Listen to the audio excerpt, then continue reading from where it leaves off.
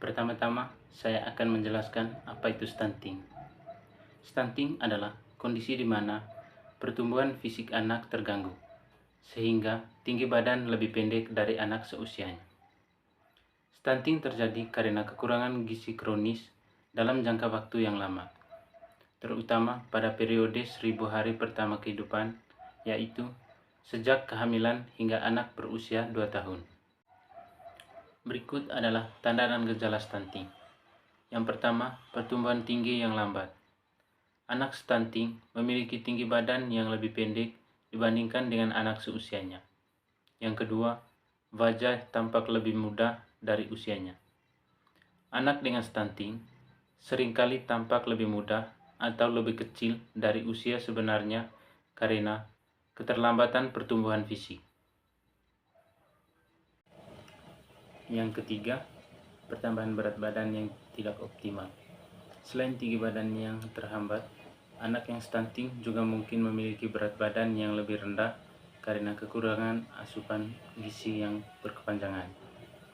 Yang keempat, perkembangan kognitif yang tertunda. Stunting juga mempengaruhi perkembangan otak sehingga anak yang stunting mungkin menunjukkan keterlambatan dalam perkembangan kognitif seperti lambat berbicara, sulit fokus, atau kesulitan belajar. Yang kelima, penurunan energi dan aktivitas fisik. Anak yang mengalami stunting biasanya memiliki energi yang rendah dan cenderung kurang aktif dibandingkan anak seusianya. Yang keenam, sistem imun yang lemah.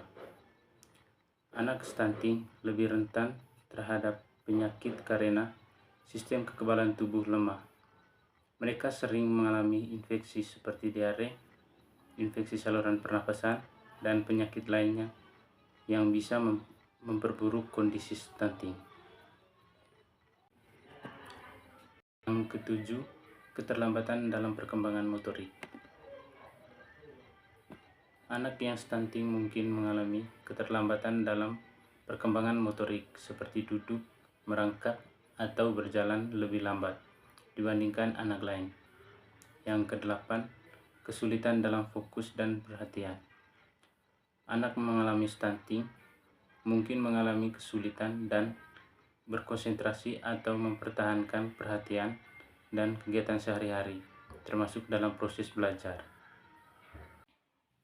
Berikut adalah beberapa penyebab stunting. Yang pertama, kurangnya asupan gizi, kekurangan protein, vitamin, dan mineral, pentingnya seperti zat besi. Yang kedua, pola makan yang tidak seimbang, pemberian makan yang tidak memadai selama masa bayi dan balita. Yang ketiga, infeksi berulang. Penyakit infeksi seperti diare atau infeksi saluran pernapasan yang sering terjadi dapat mengganggu penyerapan nutrisi. Yang keempat, sanitasi yang buruk. Lingkungan yang tidak bersih dapat menyebabkan anak berpaparan infeksi yang dapat mengganggu pertumbuhan. Berikut adalah dampak stunting. Yang pertama, perkembangan otak terganggu. Stunting dapat menyebabkan kembangan kognitif yang terganggu sehingga anak memiliki kemampuan belajar yang rendah. Yang kedua, kesehatan jangka panjang. Anak yang stunting lebih rentan terhadap penyakit kronis di masa dewasa seperti diabetes, hipertensi, dan obesitas. Yang ketiga, produktivitas rendah. Stunting dapat mempengaruhi produktivitas di masa depan karena perkembangan fisik dan mental yang tidak optimal. Berikut adalah pencegahan stunting. Yang pertama, pemberian gizi seimbang selama kehamilan. Ibu hamil harus mendapatkan asupan gizi yang cukup untuk mendukung pertumbuhan janin. Yang kedua, ASI eksklusif selama 6 bulan pertama. ASI eksklusif sangat penting untuk memberi nutrisi yang cukup bagi bayi. Yang ketiga, pemberian makanan pendamping ASI atau MPASI yang tepat. Setelah usia 6 bulan, bayi harus diberikan makanan pendamping yang bergizi seimbang. Yang keempat, imunisasi dan perawatan kesehatan yang rutin. Imunisasi dan pemeriksaan kesehatan yang teratur dapat mencegah infeksi yang bisa menyebabkan stunting. Yang kelima, perbaikan sanitasi lingkungan yang bersih dan akses terhadap air bersih dapat mencegah terjadinya penyakit infeksi.